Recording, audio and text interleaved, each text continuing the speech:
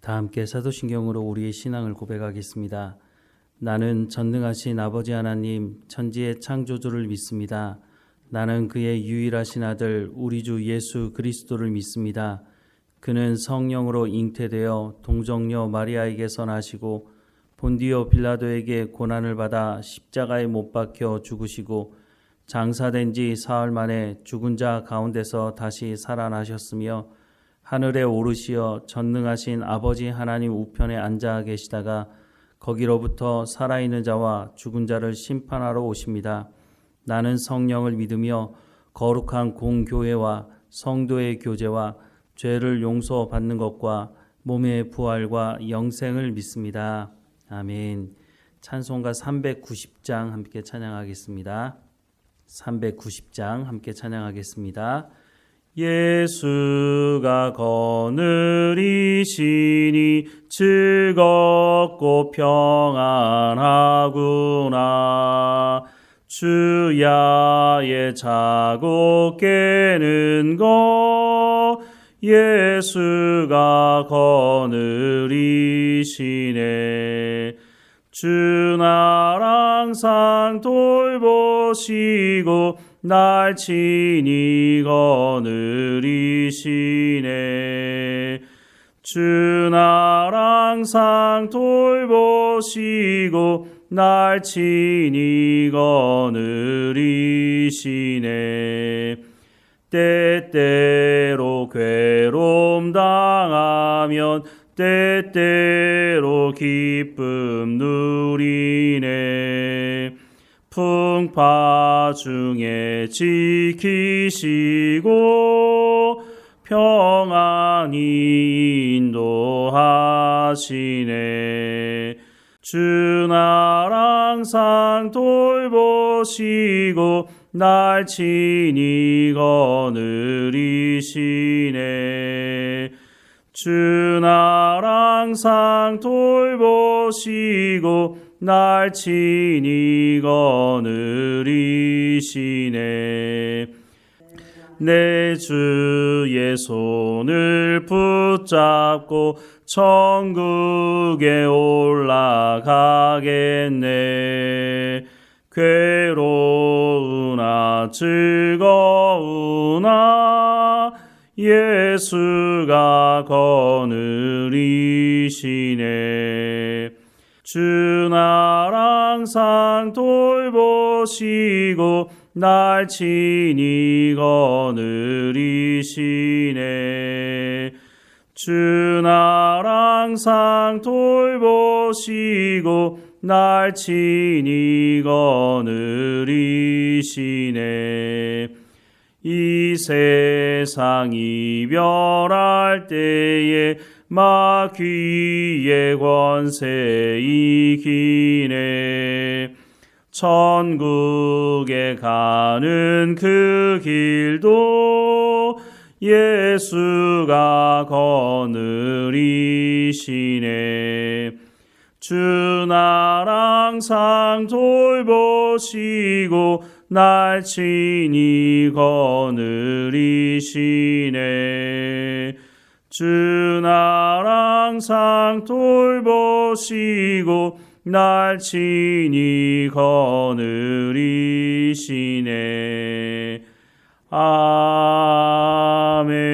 아멘.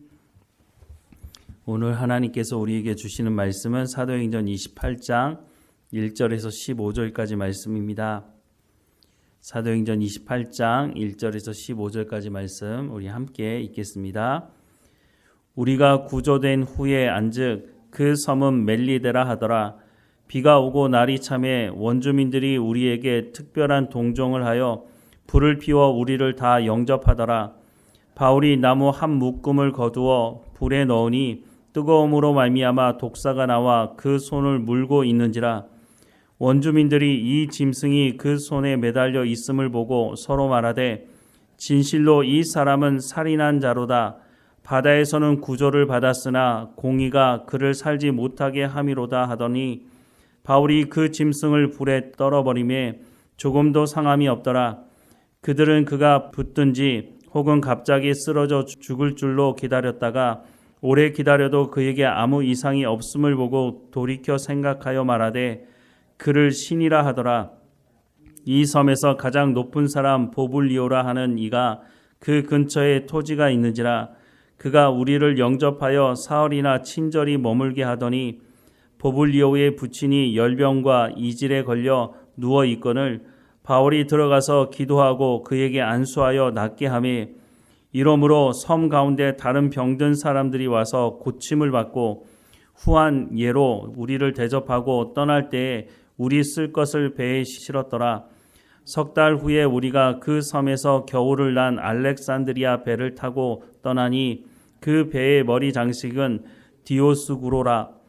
수라구사에 대고 사흘을 있다가 거기서 둘러가서 레기온에 이르러 하루를 지낸 후 남풍이 일어나므로 이튿날 보디올에 이르러 거기서 형제들을 만나 그들의 청함을 받아 이레를 함께 머무니라. 그래서 우리는 이와 같이 로마로 가니라. 그곳 형제들이 우리 소식을 듣고 아비오 광장과 트레이스 타베르레까지 맞으러 오니 바울이 그들을 보고 하나님께 감사하고 담대한 마음을 얻으니라. 아멘. 하나님은 바울에게 로마에 갈 것을 이미 말씀하셨죠. 사도행전 23장 11절 말씀에 보면 그날 밤에 주께서 바울 곁에 서서 이르시되 담대하라. 내가 예루살렘에서 나의 일을 증언한 것 같이 로마에서도 증언하여야 하리라 라고 말씀하셨습니다. 이때가 바울이 이미 잡혀 있었을 때 하나님께서 말씀하신 것이었습니다. 바울은 어떻게 로마에 가게 될지 잘 몰랐습니다. 우리의 예상대로라면 바울이 그냥 배 타고 자유로운 몸으로 로마에 가면 되지 않겠습니까? 그런데 하나님의 생각은 달랐던 것으로 보입니다. 하나님은 로마에 가기 전에 2년 동안 붙잡혀 있는 그 바울을 통해서 복음을 어쩌면 한 번도 들어볼 수 없는 사람들에게 복음을 전할 기회를 주셨죠. 하나님께서 이렇게 복음을 전하는 이 바울에게 여기서뿐만 아니라 로마에 가게 될 것이다 라는 말씀을 하셨고 바울은 이 말씀을 믿고 아마 2년 동안 붙잡혀 있는 것에 대해서 하나님을 의지하고 불평하고 원망으로 채우지 않았던 것으로 보입니다. 결국 하나님께서 로마에 가게 하시는데 죄수의 신분으로 가게 하셨습니다. 이렇게 죄수의 신분으로 가는 그 길이 사실 만만치는 않았습니다. 배를 타고 가는 도중에도 유라굴라라고 하는 태풍을 만나서 죽을 뻔했죠. 거기서 끝나지 않았습니다. 여러 가지 죽을 수 있는 광경이 있을 때에 하나님께서 바울을 보호하셨고 그 풍랑 중에 모든 사람들이 죽게 된 그 상황 속에서 하나님께서 너희들이 죽지 않도록 하실 것이다 라고 말씀을 전하기도 했습니다. 사도행전 27장 20절에서 26절 말씀에 보면 여러 날 동안 해도 별도 보이지 아니하고 큰 풍랑이 그대로 있음에 구원의 여망마저 없어졌더라. 여러 사람이 오래 먹지 못하였음에 바울이 가운데 서서 말하되 여러분이여 내 말을 듣고 글에 대해서 떠나지 아니하여 이 타격과 손상을 면하였더라면 좋을 뻔하였느니라. 내가 너희를 권하노니 이제는 안심하라. 너희 중 아무도 생명에는 아무런 손상이 없겠고 오직 백분이리라. 내가 속한 바 곧 내가 섬기는 하나님의 사자가 어젯밤에 내 곁에 서서 말하되 바울아 두려워하지 말라. 내가 가이사 앞에 서야 하겠고 또 하나님께서 너와 함께 항해하는 자를 다 내게 주셨다 하였으니 그러므로 여러분이여 안심하라. 나는 내게 말씀하신 그대로 되리라고 하나님을 믿노라. 그런즉 우리가 반드시 한 섬에 걸리리라 하더라 라고 말씀하고 있습니다. 이렇게 하나님께서 말씀하신 대로 바울과 그 일행들은 다 살아나게 됐습니다. 그들이 도착한 섬 이름이 멜리데라고 말하고 있습니다. 지금 로마의 가장 밑단에 있는 섬으로 알려져 있는데요. 이곳에 도착했을 때 그곳 원주민들이 이 사람들을 반갑게 맞이해 주었다라고 말씀하고 있습니다. 이렇게 이 사람들에게 대접하던 이 사람들 중에 놀라운 광경을 보게 되는데요. 불을 쬐고 있는 그 바울의 손목을 물고 있는 독사의 모습을 보게 된 것입니다.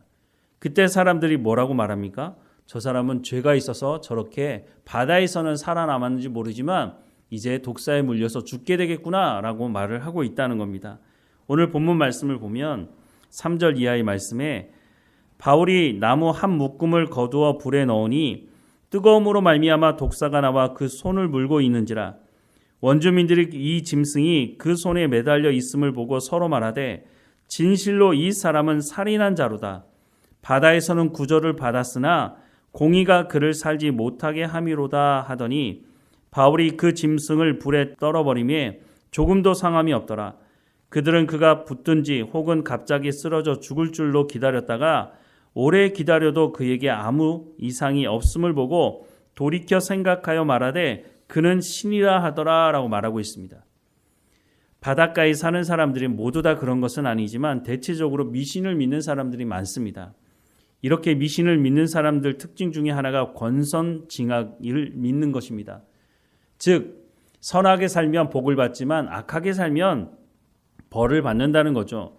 물론 이 말이 다 틀린 것은 아닙니다. 그런데 모두 이 말에 다 적용되는 것도 아니죠. 그래서 이런 생각을 하고 있던 이 사람들이 바울이 독사에 물린 것을 보면서 뭐라고 말했다고요? 저 사람은 살인한 자라고. 저 사람에게 분명히 악한 죄를 지은 것이 있다고. 그러니까 바다에선 살아나는지 모르지만 뱀에 물려서 이제 죽게 되겠구나라고 생각을 한 거죠. 그런데 어떻게 됐습니까? 바울이 죽지 않자 뭐라고 말합니까? 이 사람들이 우상을 섬기는 사람이라는 것을 분명히 알게 되는데요. 이 사람들이 바울을 향해서 신이라고 말합니다. 분명히 신이기 때문에 죽지 않는 것이다 라고 말을 하는 것이죠. 앞서 말씀을 드렸지만 하나님께서 우리가 죄가 있을 때 우리의 죄를 회개시키기 위해서 하나님께서 우리를 책망하시기도 합니다. 하지만 모든 경우가 다 그렇습니까? 그렇지 않다고 성경은 말씀하고 있죠. 대표적인 예가 바로 욥을 통해서 우리가 알 수 있는 거죠. 하나님께서 우리를 경건의 훈련을 시키기 위해서 우리를 고난 가운데 밀어 넣을 때도 있다고 하는 것입니다. 물론 우리가 죄에 대해서 민감하게 생각하고 반응할 필요가 있죠. 우리가 죄가 있는 채로는 하나님과 더 친밀한 관계로 나갈 수가 없으니 우리가 고난이 있을 때 하나님께 먼저 하나님 내가 죄 가운데 있습니까? 라고 묻는 것은 당연한 일일지도 모르지만 우리가 고난 중에 있다고 모든 것이 죄와 관련된 것은 아니라고 하는 것을 성경이 말씀하고 있다는 것을 우리가 분명히 알아야 할 것입니다. 이것으로 끝나지 않고 바울은 보블리오라고 하는 사람의 부친의 병도 고쳐줍니다. 그리고 많은 병든 사람들이 바울을 찾아와서 병을 낫게 되죠. 이 모든 상황을 지켜보는 사람들이 있습니다. 그 사람들은 멜리데 섬의 사람들도 있겠지만 바울과 함께 배를 타고 여기까지 온 사람들입니다. 이 사람들은 어떻게 생각했을까요? 바울이라고 하는 사람이 도대체 어떤 사람이길래 그 사람이 말한 대로 우리가 배에서 다 죽지 않고 살아남았고 또 많은 사람들이 바울을 만나서 고침을 받는 모습을 보면서 이 사람들은 무슨 생각을 했을까요? 바울은 내가 특별하기 때문에 당신들을 살려주는 것이다 이렇게 말하지 않았습니다. 바울은 배 안에서도 하나님께서 내 가운데 이렇게 말씀하셨다라고 말하지 않았습니까? 그리고 사람들은 생명이 살아나는 경험을 하게 되었죠. 오늘 우리가 복음을 전할 때도 마찬가지입니다. 하나님께서 우리를 통해서 역사하는 것입니다. 예수님은 모든 민족에게 가서 내가 너희에게 분부한 모든 것을 가르쳐 지키게 하라라고 말씀하십니다. 우리가 다른 사람들에게 복음을 전하면서 가르쳐 지키게 하려고 하면 어떻게 해야 되겠습니까? 우리가 먼저 하나님의 말씀을 듣고 순종하는 삶을 살아가지 않으면 그 사람들이 우리를 보면서 너나 잘하라고 그렇게 말하지 않겠습니까? 물론 우리 가운데 부족함이 있습니다. 그러니까 예수님 뭐라고 말씀하십니까? 세상 끝날까지 내가 너희와 항상 함께 있겠다고 말씀하지 않으십니까? 또 예수님께서 구하는 자에게 성령을 주시겠다고 말씀하시는 이유는 무엇입니까? 우리의 연약함을 잘 아시기 때문인 것입니다. 우리가 쉽게 넘어지고 우리도 하나님 말씀에 온전히 순종하지 못한다는 것을 예수님 아시는 거죠. 하지만 우리를 구원하신 그 예수님께서 그냥 내버려 두시는 것이 아니라 우리 가운데 성령을 통해서 하나님의 말씀을 듣고 순종하며 살아갈 수 있도록 하신다고 말씀하고 있습니다. 이때 우리가 해야 되는 것은 자원함으로 하나님 말씀을 듣고 순종하는 것입니다. 내가 완벽해서가 아니라 하나님 내 연약함에도 불구하고 나를 구원하신 그 하나님께 감사하다고 내가 하나님의 말씀대로 순종하며 복음을 전하는 삶을 살아가기 원한다고 할 때에 하나님께서 우리를 통해서 일하신다고 하는 것입니다. 우리가 바울을 보면 바울과 같이 완벽한 사람이 있을까? 바울과 같이 이렇게 경건에 온전한 사람이 있을까? 라는 생각을 하지만 바울도 들여다보면 연약한 점이 있었습니다. 하지만 하나님께서 그 바울을 통해서 역사하실 때 바울이 순종함으로 따라가지 않았습니까? 그래서 이 놀라운 일들, 복음을 증거하는 일들이 일어나게 되었다고 하는 것입니다. 우리가 전도할 때 가장 확실한 전도 방법은 내가 하나님 앞에 겸손함으로 기도하며 순종함으로 열매를 맺는 삶을 살아가는 것입니다. 그럴 때 내가 복음을 전하는 그 복음의 말씀을 듣고 내가 다른 사람은 모르겠는데 당신의 삶을 보니까 당신의 말은 틀리지 않는 것 같다고, 그러니 내가 당신의 말대로 함께 예배하러 가겠다고 말하지 않겠습니까? 바울이 연약한 부분이 있었지만 바울이 하나님 말씀대로 순종하며 살려고 했을 때에 그가 전하는 그 복음의 말씀을 듣고 많은 사람들이 주께 돌아왔던 것처럼 오늘 우리도 마찬가지라는 생각을 합니다. 물론 연약한 점이 있지만 기도하며 순종함으로 하나님의 말씀대로 순종하며 살아가려고 할 때에 내 삶을 통해서 하나님께서 역사하실 것입니다.